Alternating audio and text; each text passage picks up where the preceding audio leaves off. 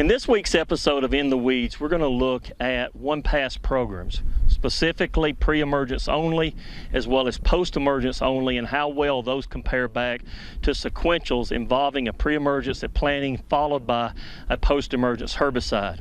What we generally see in a corn crop is severe weed infestations when the absence of herbicides is showing you the impact here. We've got a competition here for nutrients, competition early on for light, and we're seeing severe stunning of this corn crop in the non-treated control. Now let's take a look at some of the other plots. We're now standing in front of a plot that is a one-pass program in corn. A lot of growers have interest of trying to get by with a one-pass program.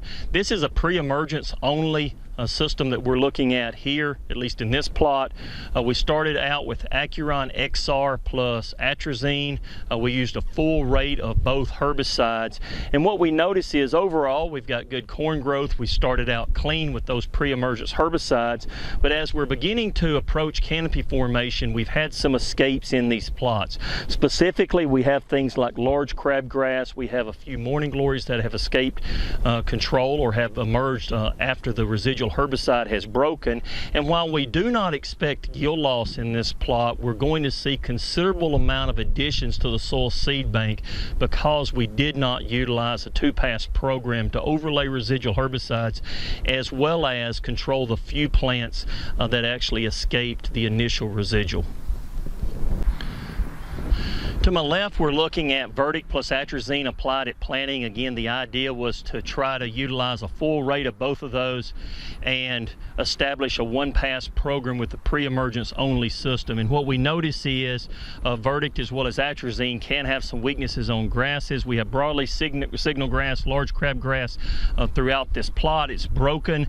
We did have some good initial control, so we've got good growth on this corn, but because it's a one-pass program, we're going to have considerable seed production in this plot, as well as the fact that more than likely we will see some yield loss due to competition.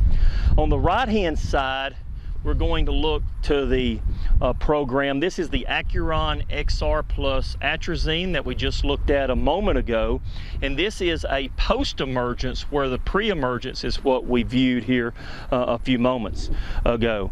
What we see here is we've got shorter corn because it was a V2 to V3 application of the herbicide. We had a tremendous weed pressure in here that ultimately resulted in competition, severe competition with this crop that stunted the crop and robbed it of essential nutrients early on in the growing season.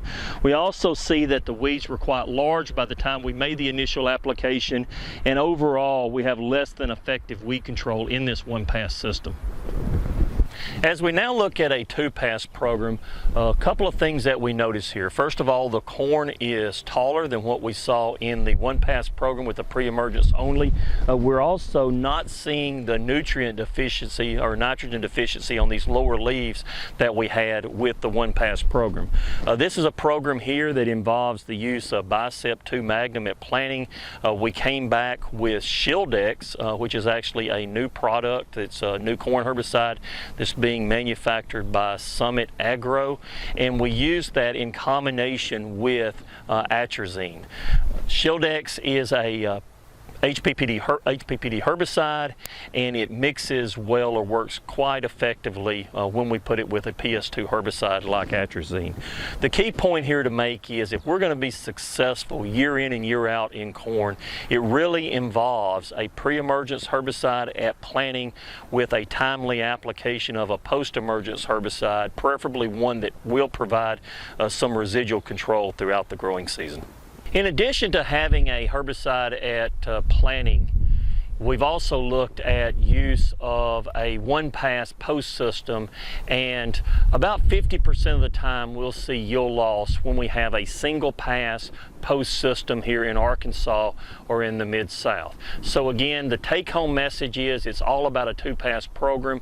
Put a good residual down at planting and come back with a sound post-emergence herbicide with a residual.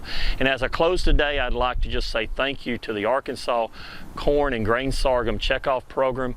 We appreciate the support that allows us to conduct research and bring you information like we're showing you here today.